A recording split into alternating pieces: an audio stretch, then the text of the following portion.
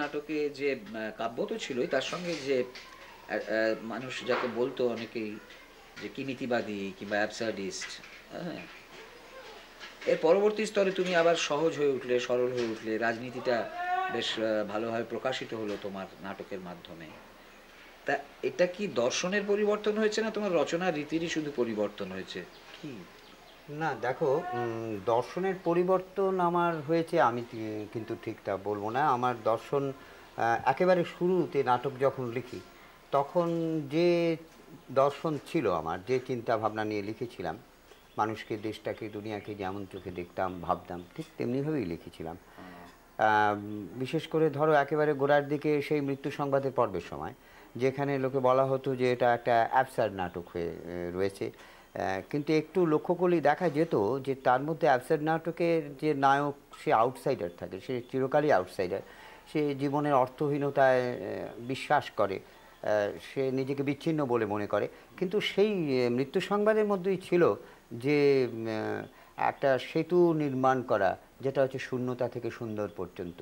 কাজেই সেখানে কিন্তু এক ধরনের অস্তিবাদ তার মধ্যে ছিল, জীবনের উপর বিশ্বাস ছিল, সৌন্দর্য বোধের উপর আস্থা ছিল।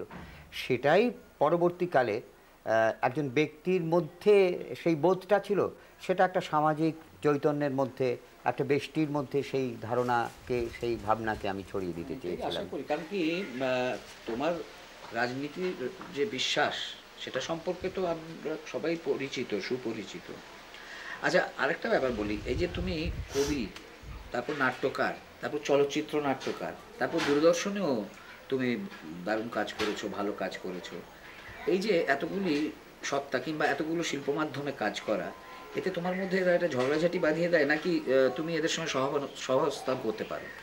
না, আমি যে কাজগুলো করেছি সেটা তো তুমি জানো। তোমার সঙ্গে আগেও অনেক কথা হয়েছে, যার মধ্যে আমরা নিজেরা বলাবলি করেছি, আমার কথা আমি তোমাকে বোঝাবার চেষ্টা করেছি, তুমি বুঝেছো। কিন্তু কথাটা হলো এই যে আমি গোড়ায় কবিতা লিখতাম, কিন্তু সেই কবিতা থেকে নাটক লিখেছি। আবার একসময় কবিতা নাটক পাশাপাশিও চলেছে। তারপর একসময় কবিতা আর লিখিনি। কিন্তু আমার ভেতরে যে কবিতার বোধ ছিল, যে অনুভব ছিল, সেগুলো আমি নাটকে প্রয়োগ করেছিলাম। কাজে কবিতাকে আমি ত্যাগ করিনি। কবিতা স্থানান্তরিত হয়েছিল বলা যেতে পারে, কবিতাকে ব্যবহার করেছিলাম। একজন কবির মধ্যে যে ইন্ধন থাকে কবিতা লিখবার, সেই ইন্ধনকেই আমি নাটকে ব্যবহার করেছিলাম।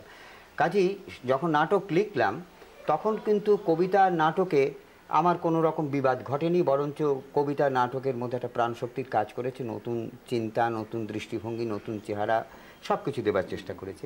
তারপরে যখন আমি চলচ্চিত্রের কাজ করলাম বা দূরদর্শনের কাজ করলাম, তখনও কিন্তু এত সম্পর্ক আছে এই দুই মাধ্যমের মধ্যে যে সেখানে কোনো বিরোধই ঘটেনি।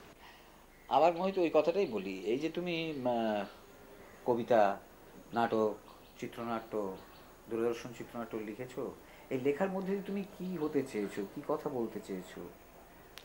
আসলে কি জানো, আমি ঠিক কিছু হতে চাই ভেবে এইসব লেখার মধ্যে যাইনি।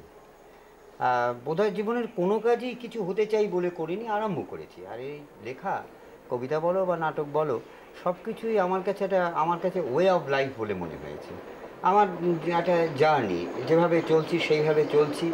আর আমি এটা বলতে গিয়ে একটা উপমা বারবার বলে থাকি, সেটাই বলি যে আমার কাছে আমার এই লেখাজোখার ব্যাপারটা ছিল আমার এই চশমাটার মতো, যে এটা যদি আমি পড়ে থাকি, আমার সব কিছু খুব সহজ, আমি যেন অনেক বেশি দেখতে পাই, অনেক স্বচ্ছন্দ বোধ করি।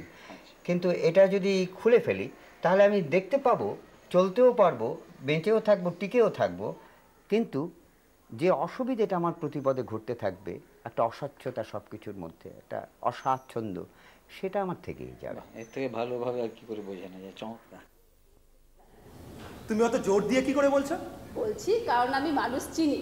আমাকেও চিনে ফেলেছো? কিছুটা। আপনার কিছুই পছন্দ হয় না, ওসব নেশা ভাঙা পছন্দ হবে না।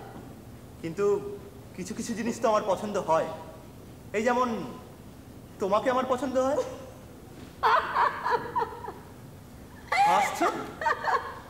হাসবো না কেন? আপনার কিছু পছন্দ হয় এই প্রথম শুনলাম। এখন থেকে আরো অনেক পছন্দের কথা তোমাদের শোনাতে পারবো। হয়তো দুদিন বাদে বলবো এই চাকরিটাও আমার পছন্দ, ওই যে তোমাদের চ্যালেঞ্জের কথাটা তো বলেছিলাম না, ওটা আসলে একটা ব্যায়াম। এক এক সময় হঠাৎ ভেতরটা একটা খিচুনি দিয়ে আবোল তাবোল কি সব কথা বেরিয়ে আসে।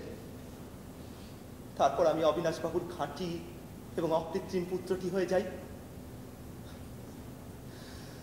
বাপকা বেটা হওয়া ছাড়া আমার আর কোনো এলেমি নেই, হে আমি বুঝে নিয়েছি। আমি যা চাই তা পাওয়ার মতো জোর আমার নেই। আপনি কি চান তাই আপনি জানেন না, অথচ তা পাবার জন্য চ্যালেঞ্জ জানাচ্ছেন। কি চান আপনি বলুন তো, কি চান? আসলে আপনার গোলমালটা কোথায় জানেন? আপনি কি চান না তা জানেন, অথচ কি চাই তা জানেন না।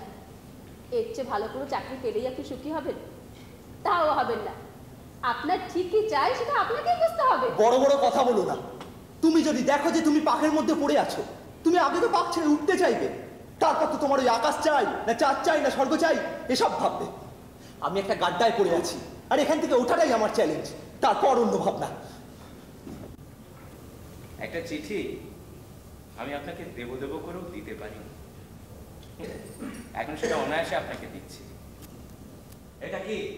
আমাকে বদলি করাটা বেঠিক হচ্ছে। বেঠিক হচ্ছে? হ্যাঁ, আপনি সেটা জানেন স্যার। জোর করে আমাকে এখান থেকে বদলে আপনি করতে পারবেন না, সেসব কথা ওই চিঠিতে লেখা আছে। কারা এসব লিখতে আপনাকে উস্কেছে? কেউ না স্যার। দেখুন, আমি আপনাকে বহুদিন ধরে চিনি।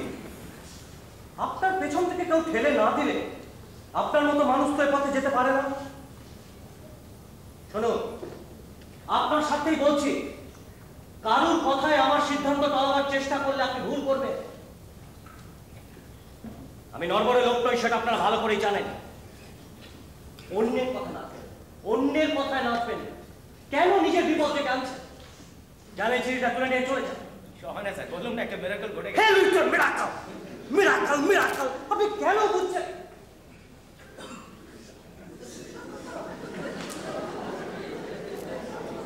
ওই পেপার ওইটা রাখ। কেন স্যার? ওটা দিয়ে যাও। আপনি ভাবছেন এটা আমি আপনার দিকে ছুঁড়ে মারবো? না, মানে আপনাকে নর্মাল মনে হচ্ছে। ওটা দিয়ে যাও। আপনার ভয়টাও তো কম নয় স্যার। ওটা দিয়ে না, আমি এটা নিয়ে জাস্ট নাড়াচাড়া করছি, আপনি অযথা ভয় পাচ্ছেন। দেবেন না? না, আপনার ভয় পাওয়া দেখতে আমার ভালো লাগছে। I enjoy it. ভালো লাগছে? পেপারটা দুম করে ঝেড়ে দিস না জানো। বাবা!